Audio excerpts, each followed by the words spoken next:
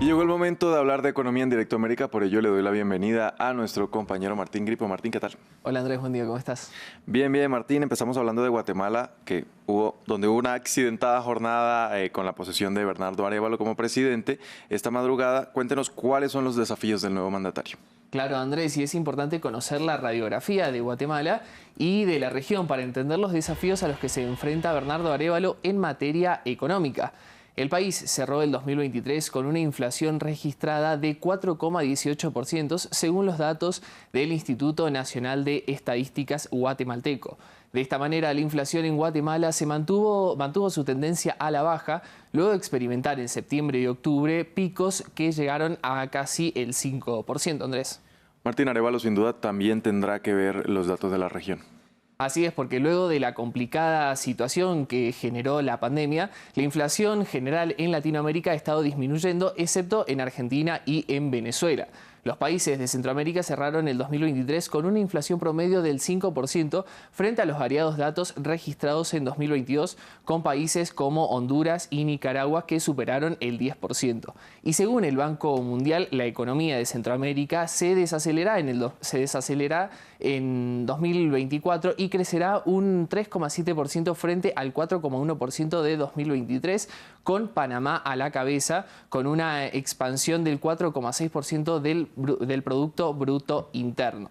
En cuanto a la política económica, tras su triunfo, Arévalo había dicho que ampliará las relaciones con China, lo que podría implicar un cambio en la política de las relaciones diplomáticas de Guatemala con Taiwán, una medida que podría no gustarle a Estados Unidos. Arévalo, sin embargo, ha negado que una relación más estrecha con China signifique romper vínculos con Taiwán.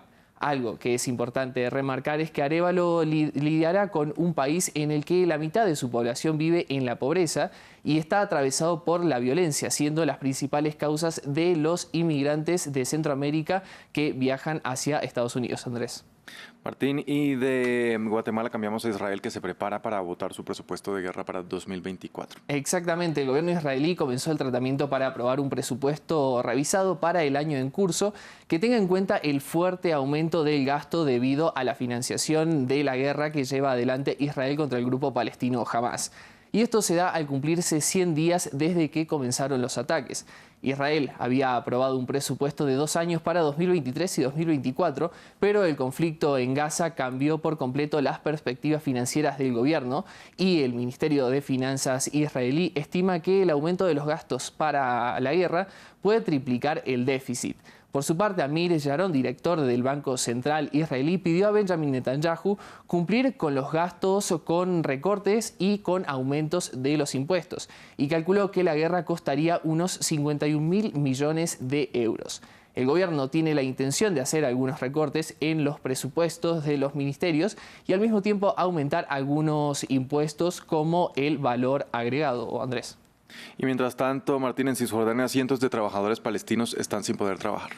Así es, según Israel, al 6 de octubre de 2023, un día previo a que el conflicto en curso estallara, había unos 150.000 palestinos de Cisjordania con permisos para trabajar en Israel y en asentamientos palestinos. De ese número de personas, unos 5.000 continúan trabajando en el país y unos 9.000 los hacen en los asentamientos.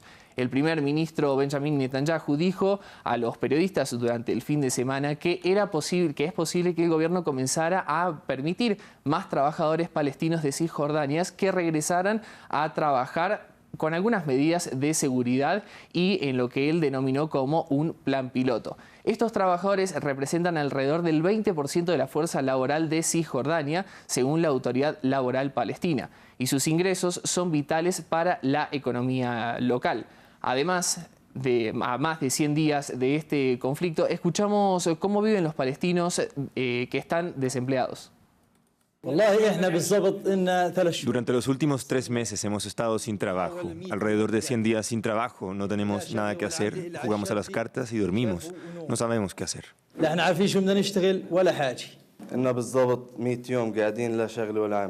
Hace exactamente 100 días estamos sin trabajo.